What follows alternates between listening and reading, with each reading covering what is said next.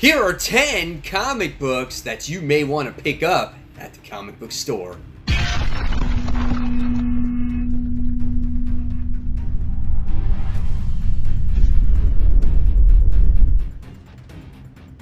Hey comic book fans, welcome back to Comic Book Corner 2.0, and fans, you're back with me, Mike Spider Slayer, getting ready to do my top 10 most anticipated comics of the week, and this is for April 3rd, 2019. That's right, fans. Not only is this video series here to show you my top 10 most anticipated comics, but maybe to help you, the fans out there, to purchase those all-important comics. And there's some pretty hefty books that are coming out this week. So if you guys like this video at any time, please give it a thumbs up, subscribe to the channel, and don't forget to hit that all-important notification button. That's right, fans.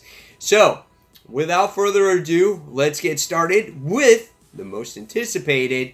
But first, we got to talk about that hot seat book. That's right, fans. This is the book where I feel like it could be better. It might be dropping if it doesn't progress any further. And this one kind of goes to Young Justice issue 4. That's right, guys. We're going to be reading Young Justice. We're up to issue 4. But the series as a whole, we're going on the 4 issues now, and we're still getting to know these characters, which is okay, but Brian Michael Bendis is posing more and more questions of what's going on with these characters, and he kind of stalls the main story with sticking them in a jail cell, you know? I don't really care about what's going on with Gemworld and things like that. It seems to be a title I want to like a lot more.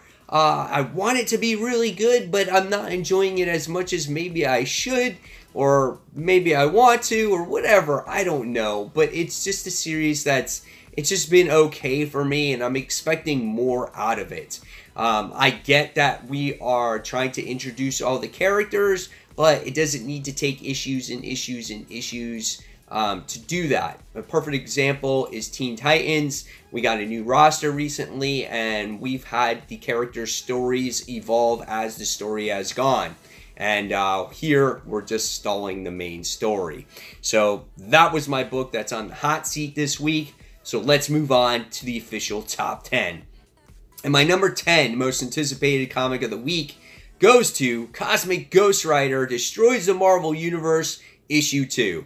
Now, issue 1 was okay. I thought the dialogue was overused to explain the story, but I felt that the heart of the story was really nice. I like that when it comes to Frank Castle reuniting with his son, posing as his uncle, and he's telling him all these stories of what happened with the Fantastic Four, and his son really likes superheroes, and he shows him that he's Cosmic Ghost Rider. But again, to get to through the meat of that story, it took forever. And this time around, we're going to be dealing with Spider-Man, and supposedly Spider-Man is no more. So what is Cosmic Ghost Rider to take his place on that mantle? How does he tell that story? So because it's Spider-Man, I'm looking forward to it. If this story doesn't capture me, I don't know if I'll be going forward with this series as well. Just because if you can't capture me with a Spider-Man story, you're not going to capture me anywhere else. So we'll see where it goes. And that was my number 10. Moving on to my number 9. This one goes to The Amazing Spider-Man issue 18.HU. Now the last one, 17.HU, was beautifully done. Had a story to deal with Felicia. And, you know, because it's a character I love so much, that's why I was drawn to that comic. With 18.HU, this one has to do with the Gibbon. And Spider-Man is either facing him, or I don't know what he's doing with him. He's not my favorite villain. I couldn't tell you the last time I read about him at all. So that's why this one is a little bit lower on the list, but it promises to be a pretty solid story here. So I don't know. We'll see. Will I be blown away? Could this be my surprise pick? We'll see what happens.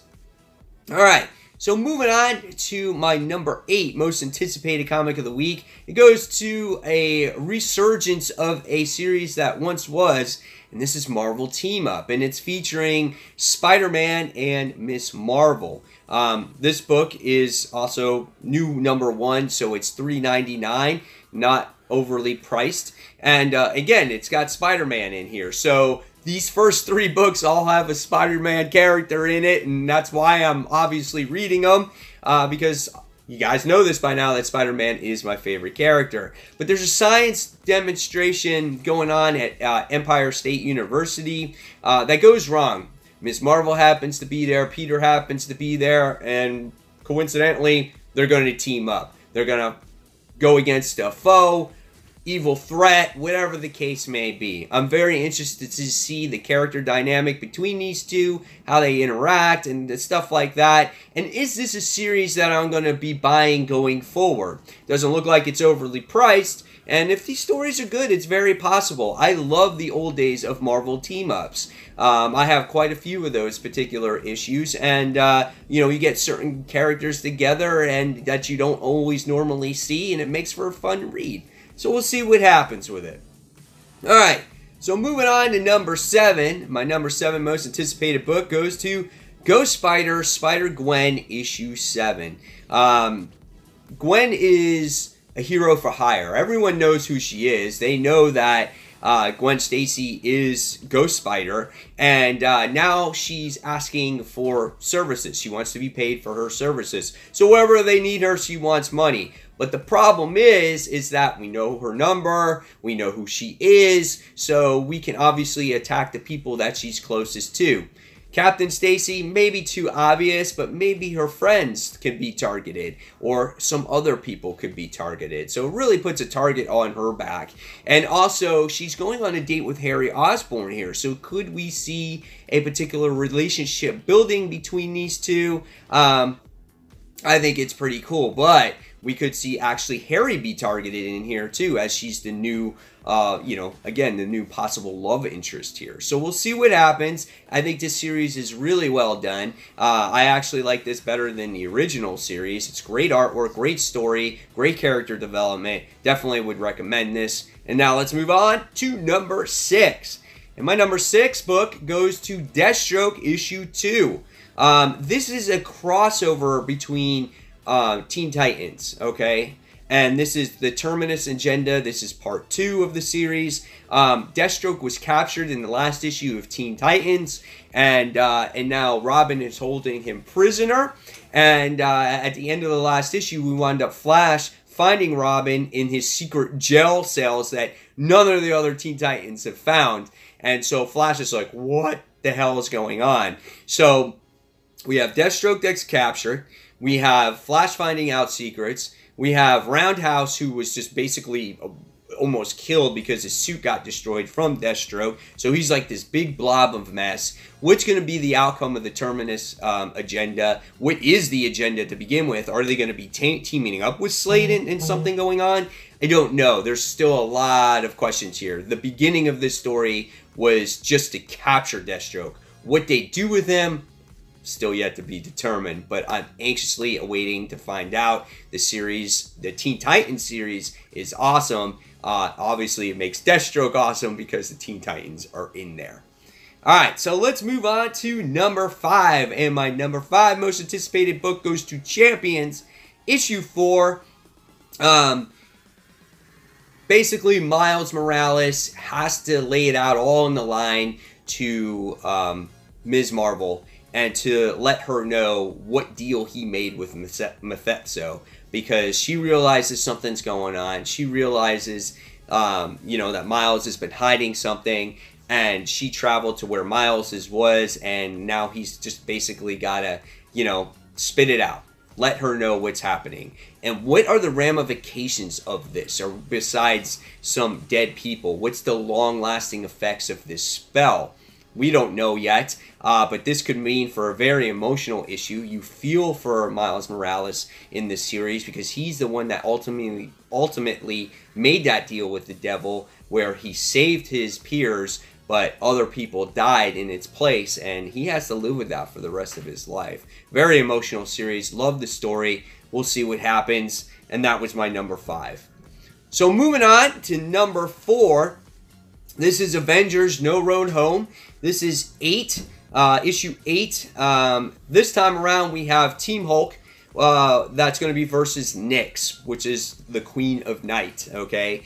And supposedly in this issue, there's an Avenger that fails or falls. Maybe the Avenger dies. We don't know yet. I'm happy this story is going to get back on track to where it was, because the last issue really focused heavily on Scarlet Witch and Conan. I don't have a problem with Scarlet Witch. Conan was the issue because they're trying to get him into the main Marvel universe, and I'm not a huge Conan fan. And so when it focused so much on Conan, I just felt that I was taking out of the story, and it kind of it took you out of the main plot altogether just to focus on Conan and to retrieve this black shard. So now that we're back on the story, I'm anxiously waiting to see what happens and what happens to this fallen Avenger. Alright, so moving forward now, we go on to the top 3, guys. And my number 3 this week goes to the newest Marvel event, The War of the Realms. This is issue 1. This is a 44-page spectacular, and this is $5.99. Okay, so Malekith is the one that's behind everything. The War of the Realms is happening, and I guess the invasion is happening in New York, and what's going to happen? Will Earth fall? Will New York fall? Will Manhattan fall? How the heroes are going to stop them, we don't know. Now, the reason why this is not number 1 on my list out of these next 3 books is because I haven't been really following Thor. I've never been a huge Thor fan, and I feel like I'm kind of lost leading up to this whole event and why it happens. But I am going to read the event, and hopefully it is new reader friendly. It's written by Jason Aaron, who has written Thor forever now, and his run has been building up into this point. Our artist is going to be Matt Wilson on this series as well. So I'm very much looking forward to it. Again, it can't be number 1 because I really don't know that much about all these characters. So we'll see what happens with it. Alright, so coming in to number 2. And my number 2 goes to Immortal Hulk, issue 16. Loving this series, guys. It's beautifully written, and now we're starting to see some character growth, and we're getting to see a supporting cast being developed. We've got to see Samson back. We get to see Betty back. Rick Jones now is possibly coming back. And how's he going to be? And it looks like this story is going to be a little bit about Rick Jones and his history, what has happened to him, where he's at. And again, I'm very much looking forward to that. And what's going to be the outcome once all our cast has been revealed? I don't know. Are they going to team up with Hulk? Who knows, man? But I really am curious to see what happens with Rick Jones, because he died in Secret Empire, and now he's returning. So, yes, Immortal Hulk issue 16, guys, was my number 2. So, what is my number 1 book of the week? Well, it's another huge book that's going to be released this week. And say what you want to say about Rob Liefeld. You know, make fun of him, like him, whatever the case may be. But this is Major X, issue 1. And you know, no matter what, you're going to check out this book. You can't say that you're not going to buy this. You're not going to say, or at least read it. For whatever case may be, you're going to want to know what Major X is all about. Either it's good or bad. You want to make fun of it, you want to know. This book is taking place basically in the 90s era of the X-Men. That's where Major X makes his appearance. Who is the mysterious character? His sights are the X-Men. Why are the X-Men involved? And how is Cable going to stop Major X here? This book is 36 pages, and it's $4.99 for the first issue. Me personally, I'm excited for this book. You know, we all make fun of Rob Liefeld and how he draws and things like that, and people said things, but I am curious on this story he wants to tell. And when he actually created this character, you know, you don't actually know, but supposedly it was the 90s, and he hasn't told this story, and he wants to tell this story. So I give him credit for coming out and coming it to Marvel and them bringing it to us. And again, I'm looking forward to it. I want to see what it's all about. And there's going to be another female character being introduced through this story as well. So a lot to look forward to when it comes to Major X. And this could be the X-Men book of the year for all you know. I don't know. We'll see. So, guys, there you have it. There are my top 10 most anticipated comics of the week. And now it's your turn in the comments below to make sure you tell me what your most anticipated comics are. Whether it's a top 10, top 5, top 3, or your number 1 most anticipated comic. And guys, as always, this is Mike Spider Slayer signing off. If you like this video, remember, give it a thumbs up, subscribe to the channel, and don't forget to hit that notification bell. So guys, again, thank you so much, and until that next comic book review, this is Mike Spider Slayer signing off. See you soon, everyone. Bye.